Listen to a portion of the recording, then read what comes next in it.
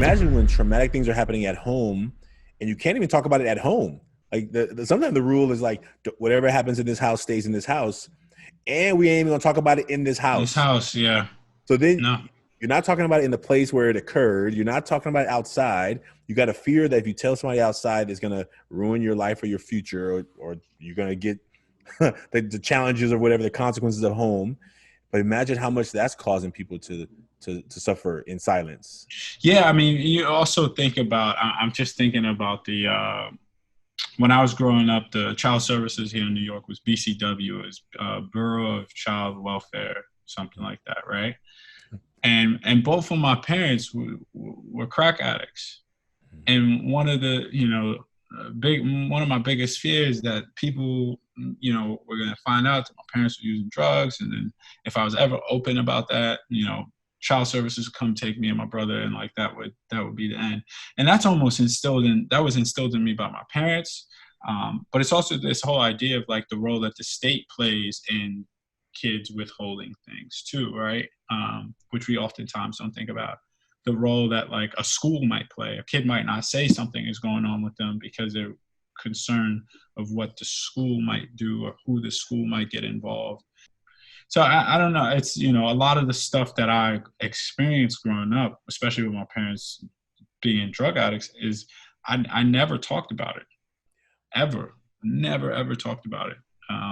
It was like the elephant in the room. I never wanted anybody to know about it. And it wasn't even until I got older where I was okay with just acknowledging it as truth, but it wasn't even something I wanted to talk about much, and really talk about the trauma that I got from them doing drugs. There was trauma there. Yeah. So yeah, I mean, it's interesting to think about kids and what they will and what they will not say, based on just how their perceptions of the institutions around them. And so I think that's always been one of my greatest assets as a teacher is I've had a lot of different types of lived experience. I could tell a kid that living in a homeless shelter is not their fault. Like they don't have to have that as a thing that is defining them. Because I did it, I was a kid who was living in a New York City homeless shelter. And so I think it gives me some credibility with kids, but it also enables me to connect with kids because kids will go, wow, really? Like you live in a homeless shelter? It's like the kids don't see their teachers in like the same light as they see their teachers as being like these people that have never had any issues or never had to go through anything, any adversity, anything like that. But when they're able to connect with that, it really changes the game for them in a lot of ways in terms of being connected to community and teachers and stuff like that.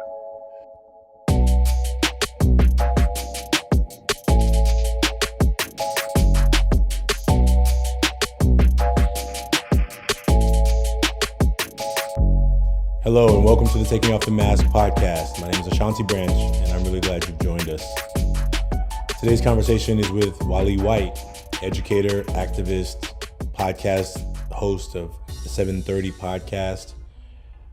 Today's conversation takes an exciting turn in our work on this podcast as I talk about something that I haven't talked about in a while, or at least never on a podcast. Wali in his work on the 730 podcast really works with people to talk about mental health and well-being and the places that we can go to talk about things that we're going through. As he mentions one of his previous guests who talked about sexual abuse, he spoke about his own, which then really resonated with me as I spoke about a topic that I don't really talk much about. And so today's podcast is just a little warning if there are any sensitive listeners. There's nothing graphic, but there is reference to sexual abuse. And so just be mindful of that. What I'm really excited about is that the work that we get to do in these conversations is unplanned. It's unscripted. It's just an opportunity for two men to come together and have a conversation about the masks that we wear. And so today you're going to see two men having this conversation, two educators, coincidentally, having a conversation about the mask that we sometimes wear in this episode of Taking Off the Mask. Thank you for joining us, And if you want to create your own mask, you can go to 100kmasks.com and make a mask while you listen to this episode. Thank you for joining us. What's up, Wali? Hello, how are you? Welcome to the Taking Off the Mask podcast.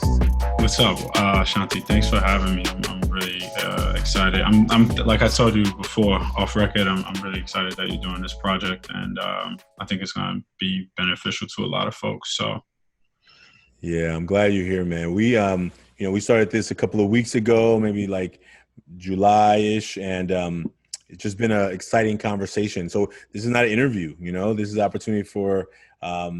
There's not in like the only thing that we know we're going to do together is we're going to like talk about these masks. And but I do want you to introduce yourself to everyone out there who may not know you yet, and just tell them who you are, tell us what you're up to, and then we'll kind of jump in from there. Yeah, so my name is Wali White. I'm a New York City public school teacher. I also coach varsity basketball at the school in which I teach. So that's also another part of my teaching exploits, I would like to say, or pursuits, because I look at the basketball court as being an extension of the classroom. And so that's what I'm doing for my day job.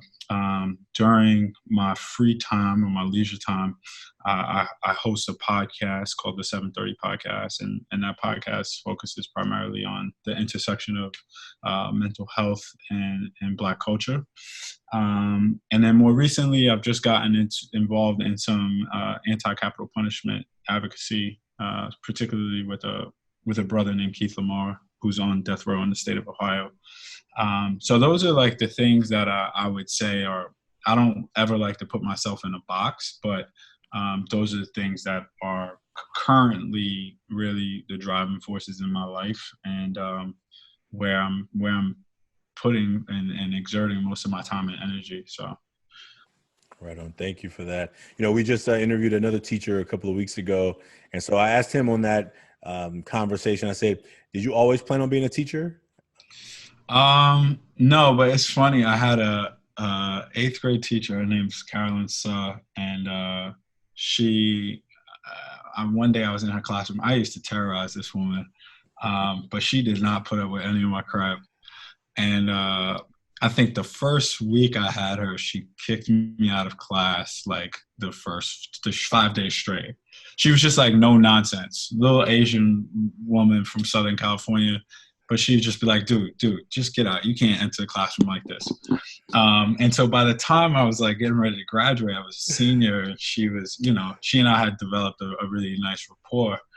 I remember one day I was just like hanging out in her classroom after school one day, and I don't know how it came up, but she's like, dude, one day you're going to be a teacher. And I was like, there's no way in hell I'll ever be a teacher. And she was just like, watch, just wait.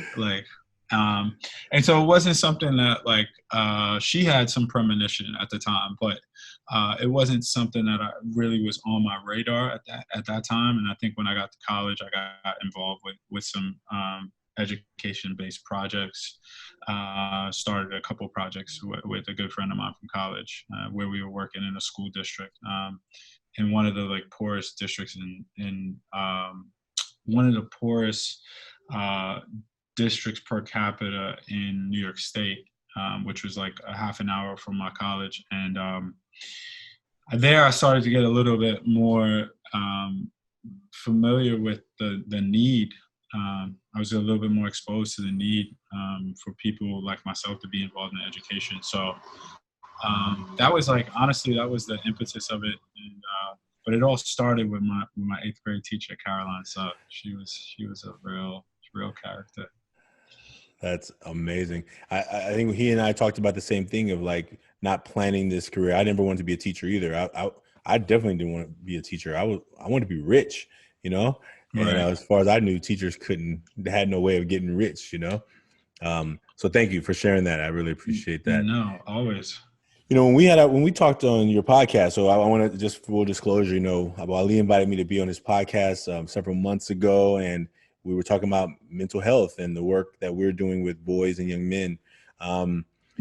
This is conversation is not an interview. This is like for you and I to really just have a conversation around these masks. And for all those out there that don't know what I mean when I talk about masks, I'm not talking about our personal protection masks that you may be, I got one over here. If I can get it without dropping stuff. You may be having some fancy personal protection mask that you're wearing, or maybe you got one of the more traditional, like medical mask. Like medical mask, right? But we're talking about the emotional disconnection masks, right? That causes us to like not fully be known by anyone, right? Like they see what we let them see, but there's so much more going on. Right. And so I think that one of the things I'll ask before we jump into our own masks is you've made a mask, yes? Yeah, I made one. Yeah. I didn't draw it, but I have my stuff. I'm prepared. Okay, all right. I did my homework. I trust that whatever it is supposed to be is going to be, and it always worked out whatever way perfectly. What are you noticing? Because you're into your podcast pretty deep right now. What are you noticing just in terms of men and mental health? Like what are the things that get in people's way of like talking about it? Like what are you learning from men as you talk to men? Are you learning patterns that men face when they're faced with like dealing with difficult things in their life, or what are some of the reasons you're learning? One of the things I'm noticing with a lot of men is that we never have really taken we've never really been intentional about holding space to have these types of conversations.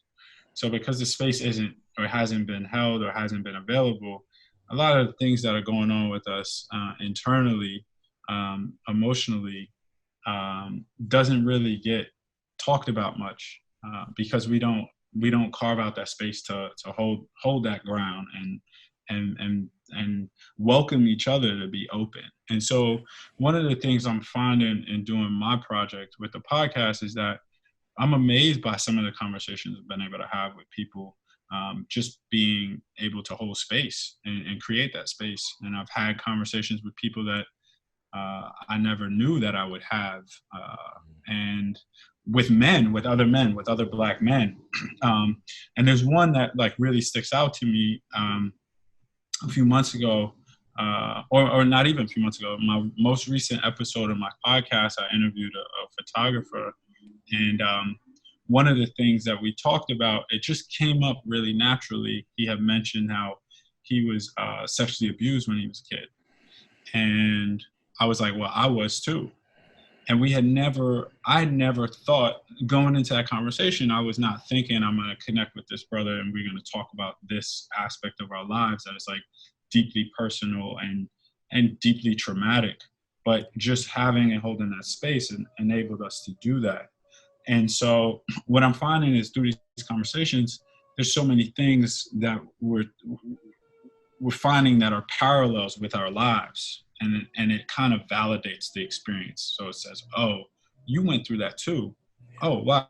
Like, I'm not the only one. I'm not the only one that was sexually abused. I'm not the only one that had a parent that was addicted to drugs. I'm not the only one that was like homeless at one point in my life. And so this sort of, it normalizes experience. And I think so often we internalize a lot of it and we don't look at our experiences as being normal. Or being very unusual or not acceptable or just simply being embarrassed by some of the experiences we've had. And I think when we're able to hold space, we're able to like sort of unpack a lot of that. Man, thank you, brother. Thanks for sharing that. Maybe we just take a deep breath. Maybe. I'm good, man. I'm ready to roll. All right. Well, I got my deep breath in, so let's do it. I'm ready to roll.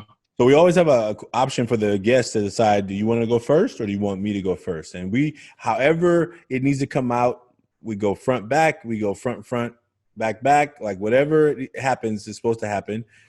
Or you want to go first? I'm willing to, if that helps. I feel, I'll go first. I'm the guest, right? Yeah.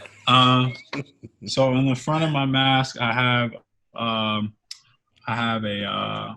didn't really draw too well, but essentially, front of my mask, I have loving, giving, generosity, and like athletic, creative endeavors and athletic and creative endeavors and accomplishments.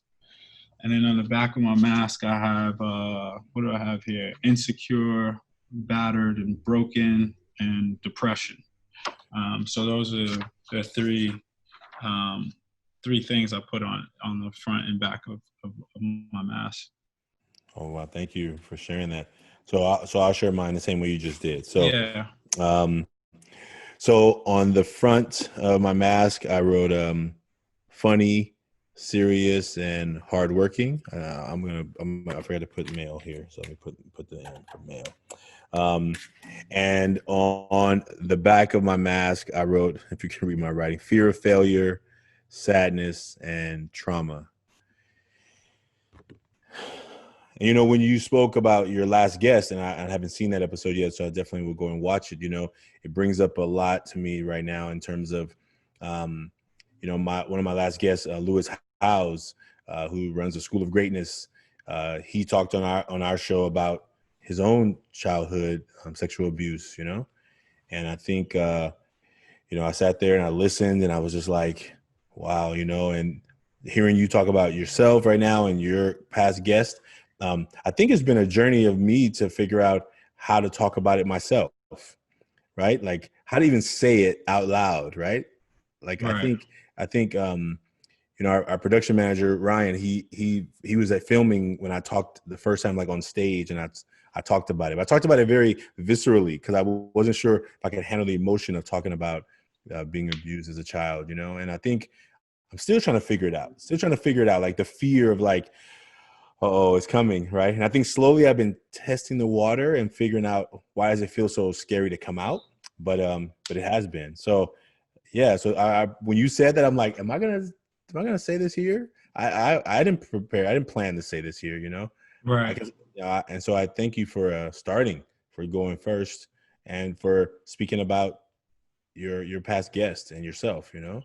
Yeah, I think one of the things, and thank you for sharing that. And like, look at this. Like, we got 4 people that have been in some sort of connection through podcasts or podcasting that have had conversations that sort of all identify this common thing that we've experienced, Yeah. right, together. Yeah. And so it makes it like it makes you think about, well, how many more people are out there, and like the whole idea that maybe my willingness to talk about it or somebody else's willingness to talk about it has enabled maybe you or the next person down the line to be able to talk about these things. And I know there's a former basketball player named Keon Dooling, um, who had a really big, he just had like a mental health breakdown, like towards the end of his career. And one of the things he talks about pretty candidly is how he was sexually abused. And it was the first time I wasn't able to really come to terms with it, Ashanti, until probably about 2.5 years ago, where I ever even acknowledged openly to someone else that this is something that happened to me.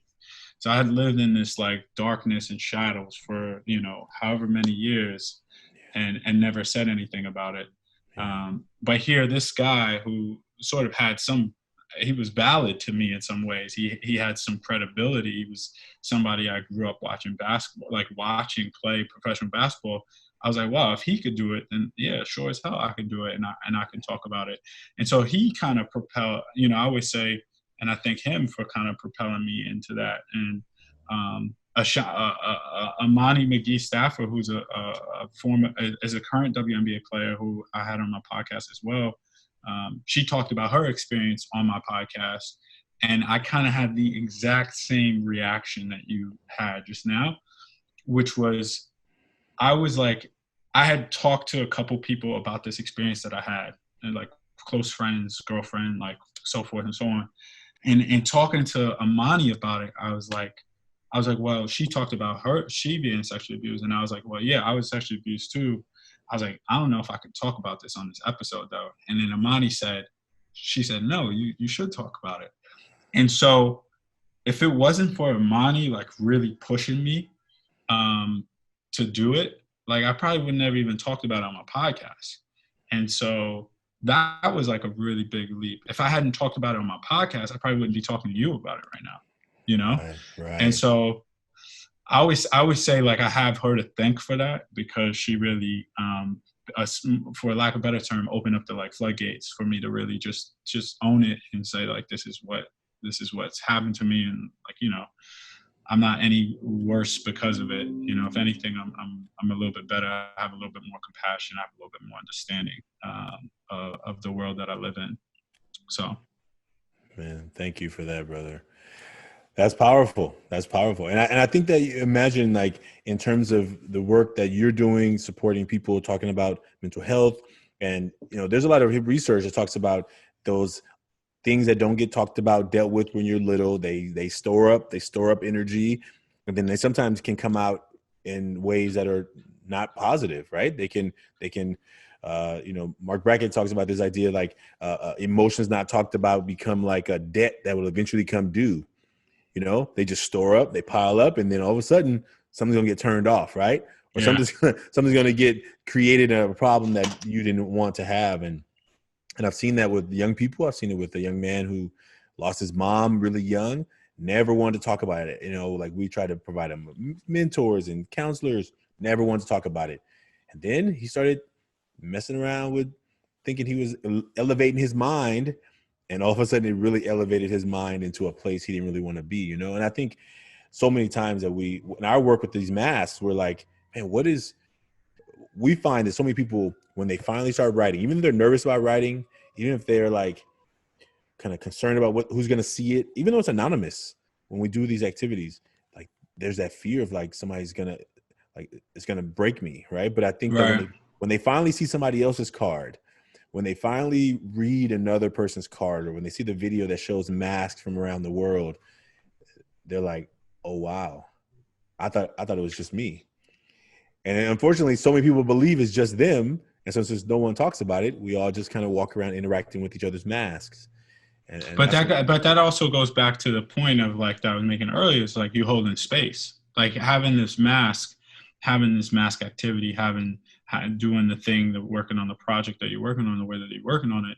You're holding space for people to have these conversations. You're making it okay for people to talk about a lot of these things, and really tap into some of the things that are most private for a lot of individuals. So you should really you deserve a lot of credit, man. You should really be proud of like what you're doing, because I think it's really important, especially with kids.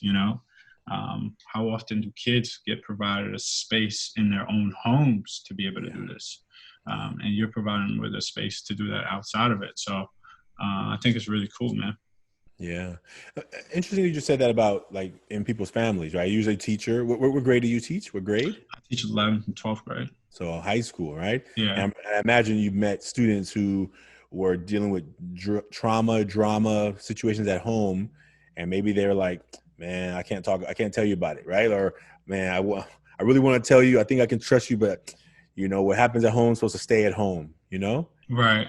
And imagine when traumatic things are happening at home, and you can't even talk about it at home. Like, sometimes the rule is like, whatever happens in this house stays in this house, and we ain't even gonna talk about it in this This house. house, yeah. So then No. you're not talking about it in the place where it occurred. You're not talking about it outside. You got a fear that if you tell somebody outside, it's going to ruin your life or your future, or you're going to get the challenges or whatever, the consequences of home. But imagine how much that's causing people to suffer in silence. Yeah, I mean, you also think about. I'm just thinking about the when I was growing up, the child services here in New York was BCW, is Bureau of Child Welfare, something like that, right? And both of my parents were crack addicts, and one of the big one of my biggest fears that people were going to find out that my parents were using drugs, and then if I was ever open about that, child services would come take me and my brother, and like that would be the end. And that was instilled in me by my parents. But it's also this whole idea of like the role that the state plays in kids withholding things too, right? Which we oftentimes don't think about, the role that like a school might play. A kid might not say something is going on with them because they're concerned of what the school might do or who the school might get involved. And so I would say that's one of the real drawbacks of working in public schools, is that you don't have the same level of like freedom to really try to help kids work through some of the problems without getting the state involved. And we know when the state gets involved, it's like it's black and white. It's like, no, you did this, you did this. There's no real way to really treat every situation as its own. And so, because every situation is very unique. And so I don't know. It's, a lot of the stuff that I experienced growing up, especially with my parents being drug addicts, is I never talked about it, ever. Never, ever talked about it. It was like the elephant in the room. I never wanted anybody to know about it. And it wasn't even until I got older where I was okay with just acknowledging it as truth, but it wasn't even something I wanted to talk about much, and really talk about the trauma that I got from them doing drugs. There was trauma there.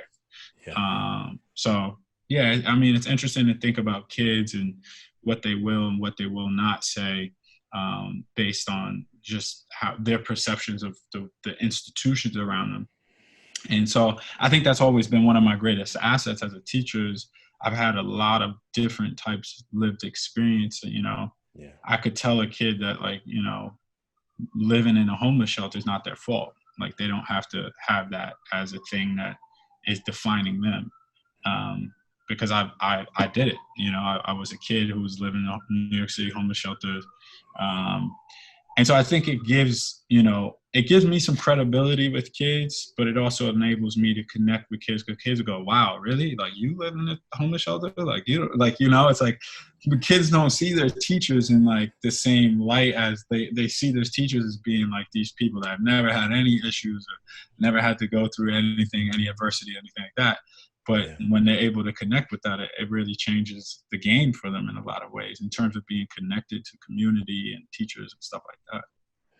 Yeah, and we should talk about. I want to talk about our mask in a second, but this is a really important thread. I think even for people who are not educators, I think if adults have forgotten what they went through, or want to also disconnect from what they went through, I think it makes it even harder for students to identify that teachers care about them as students as well.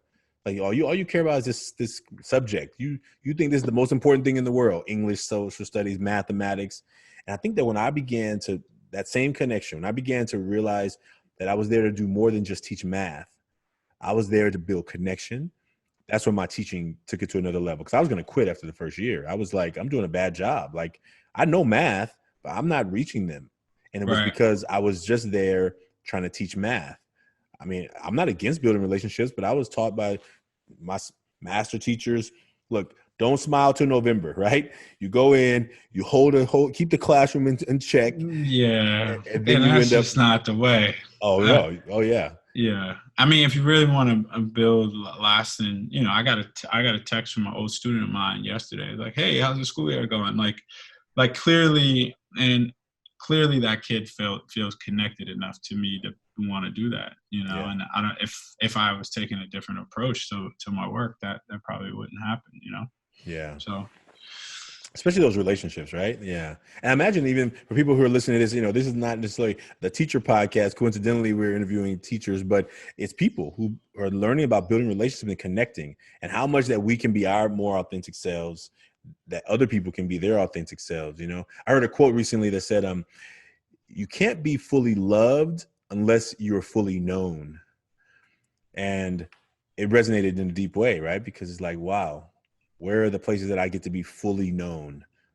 And I can't probably count on one hand all the places where I can be fully known, right? Yeah. And so those places, and for students, when you try and make a space for them to be known, like, hey, the good, the not so good, the whatever it is, like, I'm here for you. I accept you, Yeah.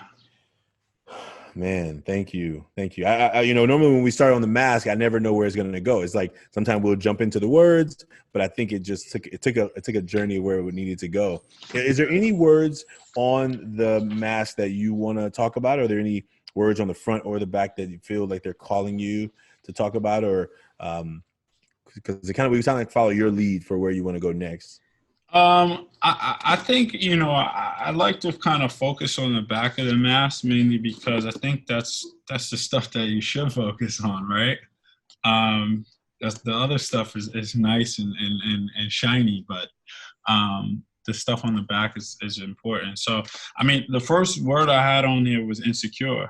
And I think that applies to almost virtually every aspect of my life, whether it be professionally, insecure about like, am I really reaching these kids? How good of a teacher am I? Like, um, how good of a coach am I? Am I like leading these kids in a way that is showing them the right way, showing them, or not the right way, but showing them a model that is probably different than what they've been accustomed to seeing in their own lives. Yeah. Um, Insecure in relationships, like romantic relationships. So like how like this sort of insecurity breeding this need to wait a second. You hear that? A little bit, but it's okay. It's part Yeah. of the ambiance. Yeah. It's a New York ambiance. Got the helicopters out. Um, no, but this whole idea of like insecurity being bred in the sense of needing affirmation, thinking about a lot of my insecurities are a direct result of traumas that I have, past traumas, you know? And so one of the things I told you I've been working with this brother, Keith Lamar, who's on death row, and he and I talk virtually every day. I was on the phone with him for half an hour before I got on the call with you. And I don't know how I'm finding time to do all of that, but that's a whole nother thing. But I love this brother dearly. And one of the things he was telling me, we are having a whole conversation. And the reason I'm bringing it up is because a lot of the conversation was centered around this insecurity and this need for affirmation that I have. That I'm being the need to be validated. I'm validated in this thing that I'm doing. I'm validated in my teaching. I'm validated in my relationship. I'm validated in my friendships. Like, and constantly like feeling the need to like grab onto those things. And we were talking about all this trauma I had from my mom, and how that was like affecting the dynamics of my relationships with women. And Keith just told me, he said, man, he said, you got to forgive your mom, like for all the trauma that like, he's like, when you forgive your mom, you'll be able to find and be in a secure place with like the other relationships in your life. And I thought that was really sage advice from him.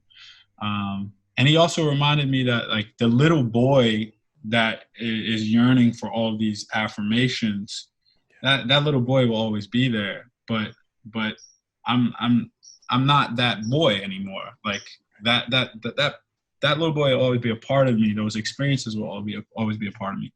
But I don't have to let those experiences define my present and my future. And so this whole idea of insecurity and like trying to find ways in which I can feel more secure is a big thing. Because that's not something I'll just come out and say to somebody in a conversation. I'm feeling really insecure about this thing. Even in a relationship, no matter how comfortable you might get, you never say, man, like, baby, I'm feeling really insecure about this one thing, right? It takes a lot to get to that point. It takes a lot of vulnerability. It takes a lot of you have to be really comfortable with the person. And I picked that because it's something I'm trying to really work on and develop in a way. So when I think insecure, I'm also thinking like issues with vulnerability, challenges being vulnerable. Yeah. So I think about those things being synonymous. Deeply connected to that one. Thank you. First of all, thank you for sharing that. That I resonated with a lot of it. And I think the word I use as you describe what you were describing, I think is deeply connected. I wrote fear of failure. And I think that the fear of failure causes me to work like a ridiculous amount of hours, like I'm trying to borrow hours from tomorrow for today because I got to get more stuff done. I'm trying to get more stuff done. And this fear of like I know that failure is a part of success. Failure is not finite. It's a learning lesson. Okay, I didn't do that right, and do it better next time. Do this. And I think that this idea is like my fear of failure is probably deeply connected to this feeling of like, am I doing it good enough? Is enough enough? When is enough enough? Is 16 hours enough for a day, or maybe I got to go up to 20 hours a day? Like what?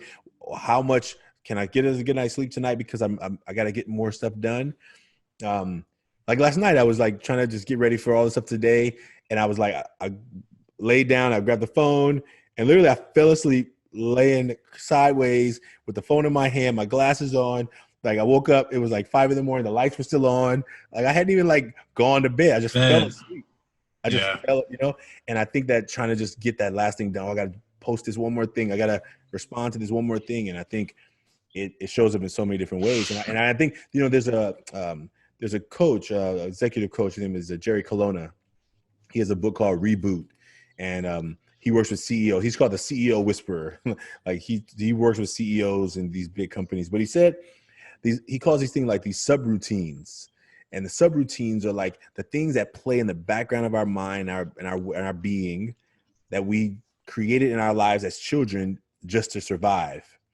And when you said that I'm not that little boy anymore, like that was so powerful because it's deeply connected to like, but that those patterns show up sometimes. Right. Those old recordings, those old memories and things that we don't think about them, but they just kind of come, right?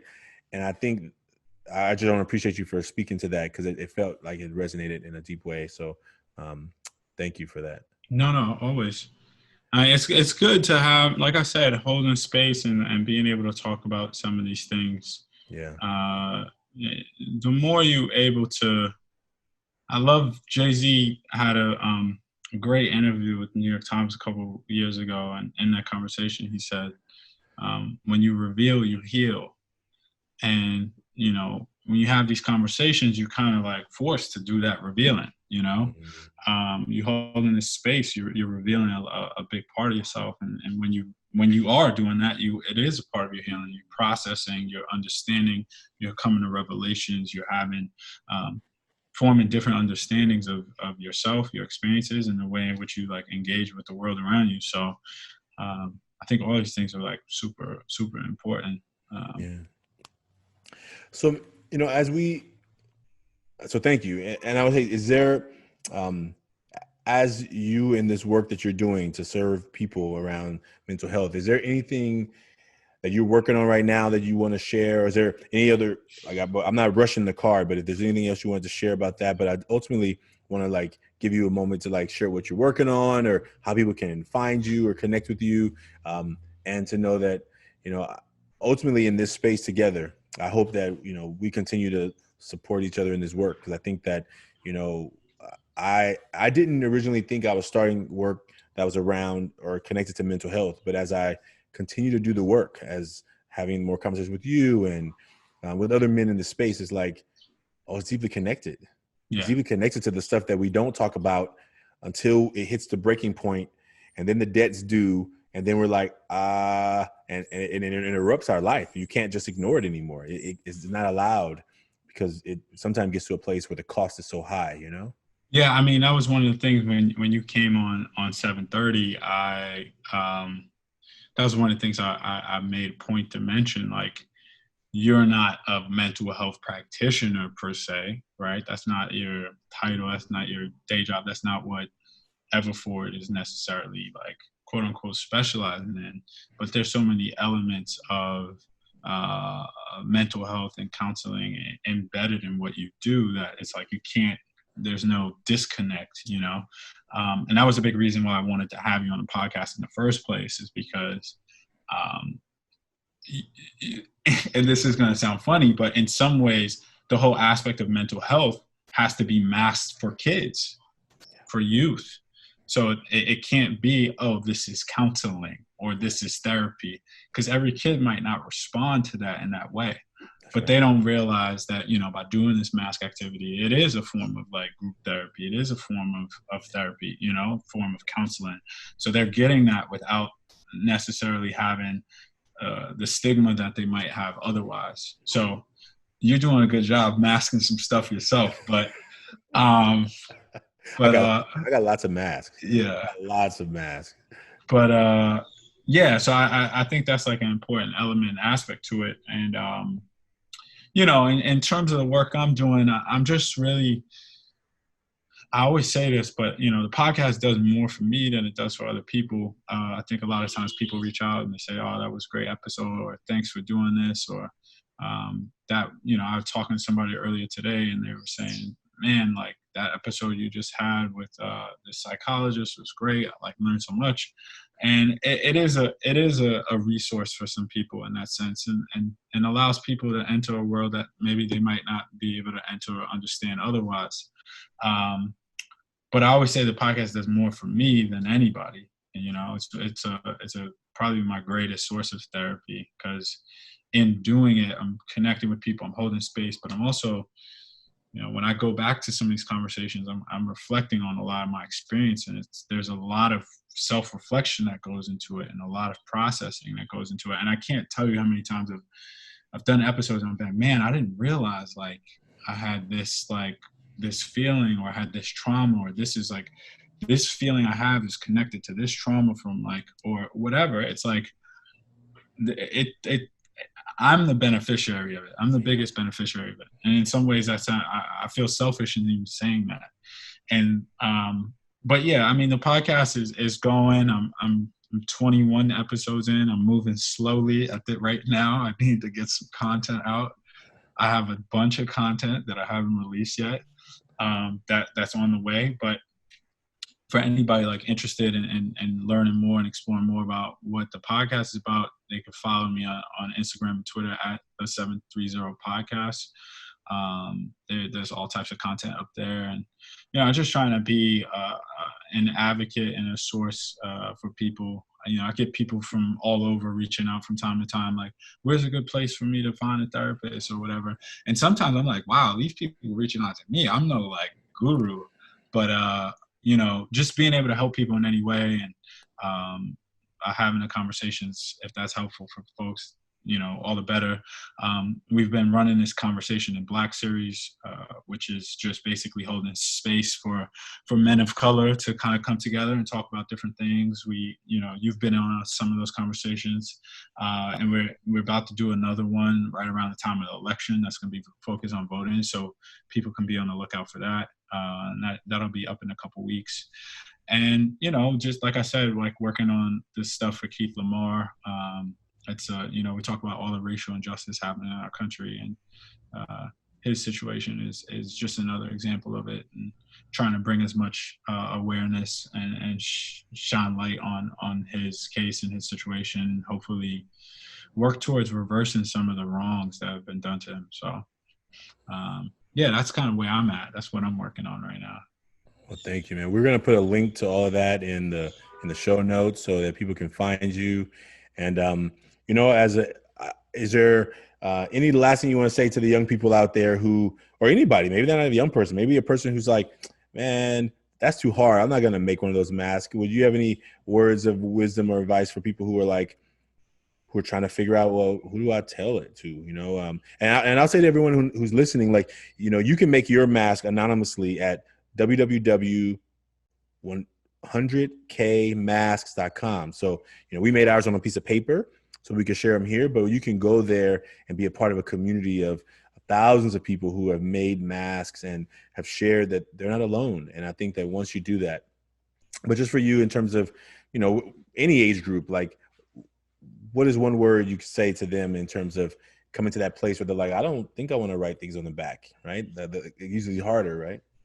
I mean, it's kind of along the lines of what I was already saying. Like the Jay-Z stuff always sticks out to me. It's like what you reveal, you can use that as a source of healing.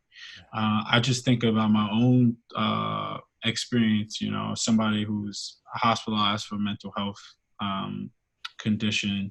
I spent a week in a hospital, and it was like I always say it was like a halftime of my life, because I played this whole first half of my life not knowing like what the hell is going on. And then I get to the hospital and I get diagnosed with bipolar disorder, and I'm like trying to like work through all these things. And it was at that time where I was like, I could use this as something that kind of holds me back, or I could use this diagnosis as something that propels me forward.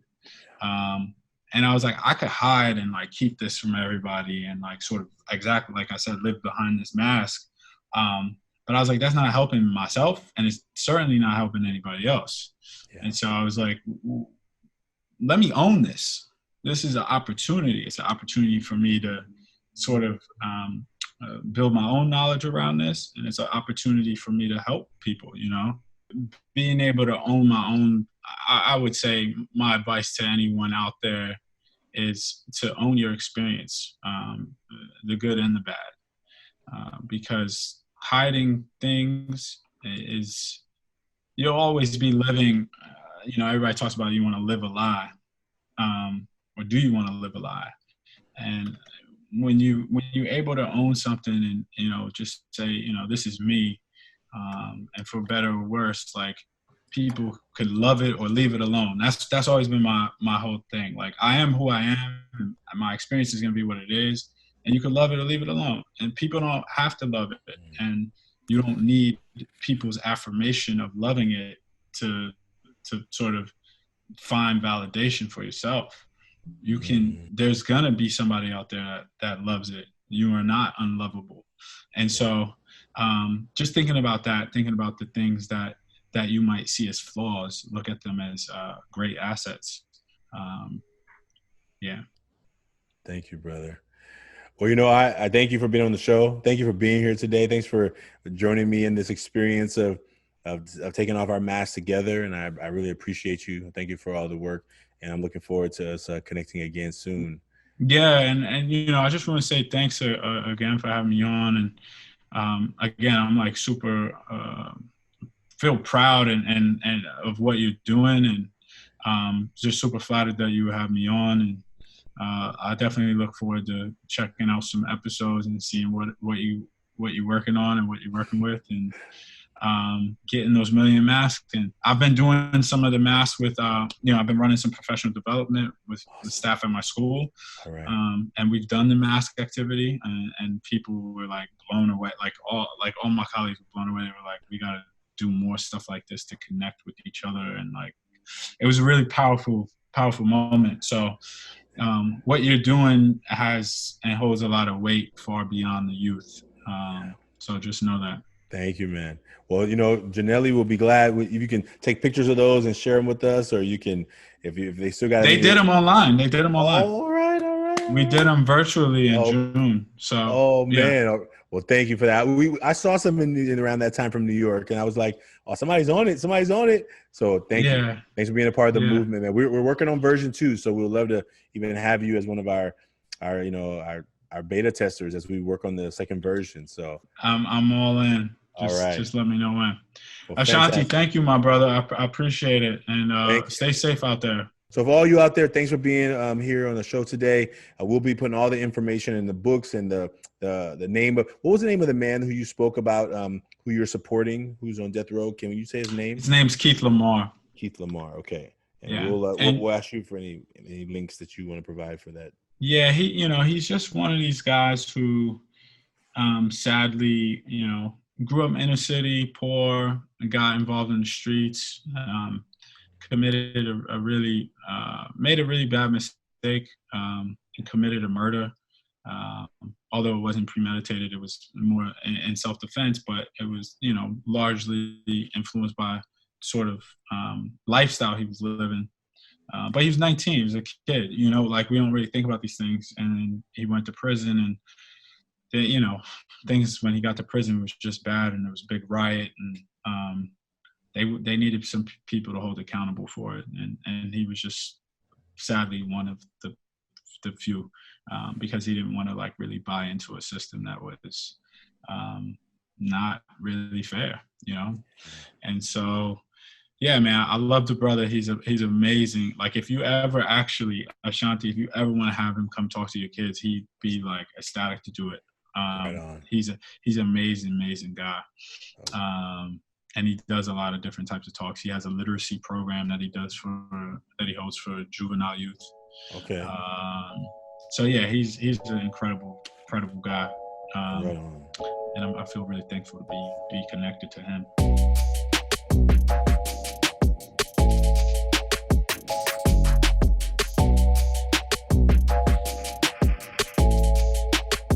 If If what you heard today you enjoyed, if you've listened to this and you found something inspiring, please like and subscribe to this podcast. That's the best way for someone to find this podcast, maybe like you did. Please tell someone about it. If you know, listen to some of our previous episodes, and if one of them rings out to you, please share it with somebody you know.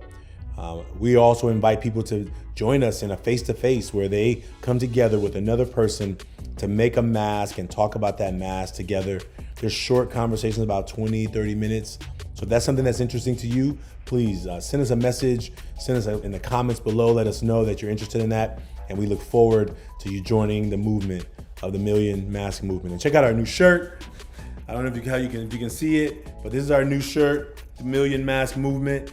And so we'll have these soon available. Right now, we're just they just arrived today. So we're still unboxing them, but we look forward to you being a part of a movement and supporting our work.